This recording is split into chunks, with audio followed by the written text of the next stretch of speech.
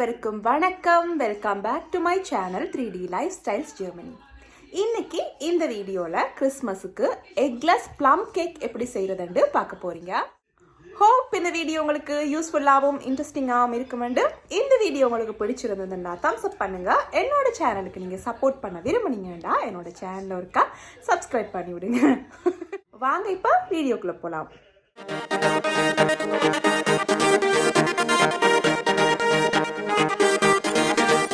இதில் நான் செய்ய போகிற ப்ளம் கேக்குக்கு தேவையான ட்ரை ஃப்ரூட்ஸ் எடுத்து வச்சுருக்கிறேன். இது எல்லாமே 1 டேபிள் ஸ்பூன் அளவில் எடுத்து வச்சுருக்கிறேன். மேலும் இதை நான் ஆப்பிள் ஜூஸில் ஓவர்நைட் சோக் பண்ண விட போகிறேன். டூட்டி ஃப்ரூட்டியை தவிர மிச்சம் எல்லா ட்ரை ஃப்ரூட்ஸையும் சின்ன சின்ன பீசஸாக வெட்டி வச்சுருக்கிறேன். ஓவர்நைட் சோக் பண்ணுறதுக்காக ஒரு பாத்திரத்தில் இது எல்லாத்தையும் போட்டுக்கொள்ள போகிறேன்.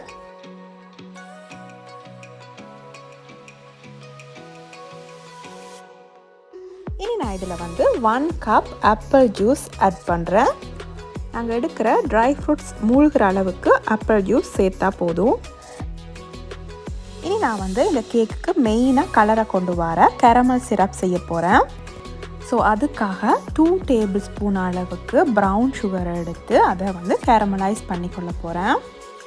சுகர் இது மாதிரி கேரமல் ஆன பிறகு ஒரு 1/2 கப் ஹாட் வாட்டர் இதோட சேர்த்துக்கொள்ளணும். சம்டைம்ஸ் ஒரே தடவை நீங்கள் 1/2 கப்பையும் இதுக்குள்ளே விட போனீங்கன்னா இது கையில் தெறிக்க பார்க்கும். ஸோ அதனால் முதல்ல கொஞ்சமாக சேர்த்துட்டு அதுக்கு பிறகு மிச்சம் இருக்கிறத சேர்த்துக்கொள்ளுங்க.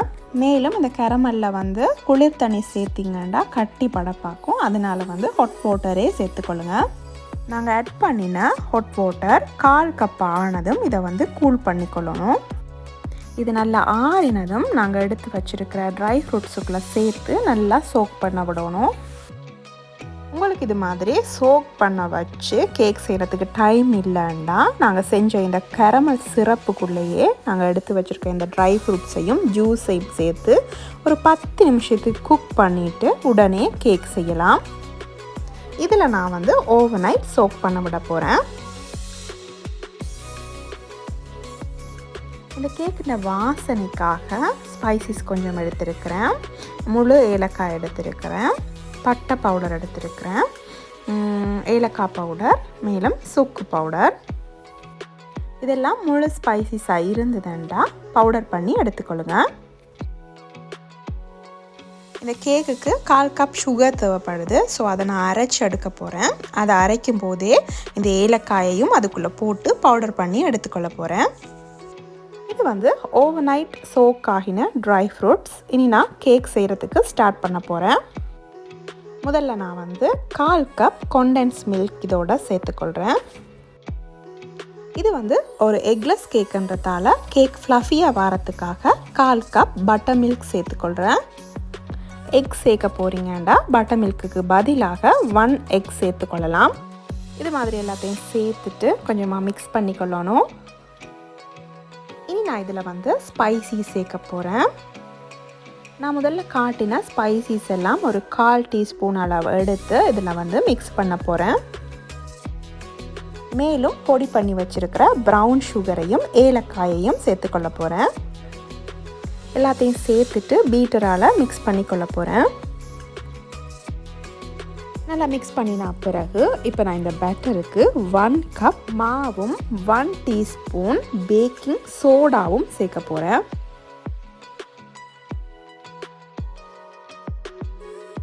முதல்ல பாதி அளவு மாவை சேர்த்துட்டு கட்டிப்படாமல் நல்லா மிக்ஸ் பண்ணிக்கொள்ள போகிறேன். மிச்சம் இருக்கிற மாவையும் சேர்த்துட்டு கேக் பேட்டரை நல்லா மிக்ஸ் பண்ணி எடுத்துக்கொள்ளணும். இப்போ எங்களோட பேட்டர் ரெடி ஆகிட்டுது. இந்த நேரத்தில் அவன் 180 பாகையில் ஒரு 20 நிமிஷத்துக்கு ப்ரீ ஹீட் ஆகி இருக்கணும். மிக்ஸ் பண்ணின இந்த கேக் பேட்டரை ஒரு 10 நிமிஷத்துக்கு ரெஸ்ட் பண்ண விடணும். அதுக்குள்ளே நாங்கள் கேக் ட்ரேயை ரெடி பண்ணிக்கொள்ளலாம். கேக் ட்ரேக்கு பார்ச்மெண்ட் பேப்பரை இது மாதிரி தயார் பண்ணிக்கொள்கிறேன். அடி கொஞ்சம் கனமாக இருக்கிறதுக்காக எக்ஸ்ட்ரா பார்ச்மெண்ட் பேப்பர்ஸ் ஆட் பண்ணுறேன். ஒரு 10 நிமிஷத்துக்கு பிறகு கேக் பேட்டரை நான் ட்ரேயில் போட்டு அவனில் பேக் பண்ணி எடுக்க போகிறேன்.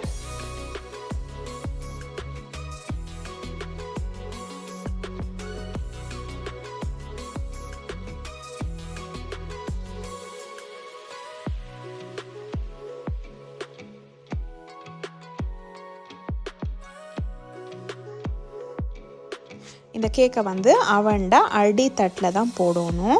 180 பாகையில் ஒரு 30 நிமிஷத்துக்கு முதல்ல பேக் பண்ணி எடுத்துக்கொள்ளணும். பிறகு ஒரு 160 பாகை செல்சியஸில் 20லேருந்து 25 நிமிஷத்துக்கு திரும்பவும் நாங்கள் பேக் பண்ணி எடுத்துக்கொள்ளணும்.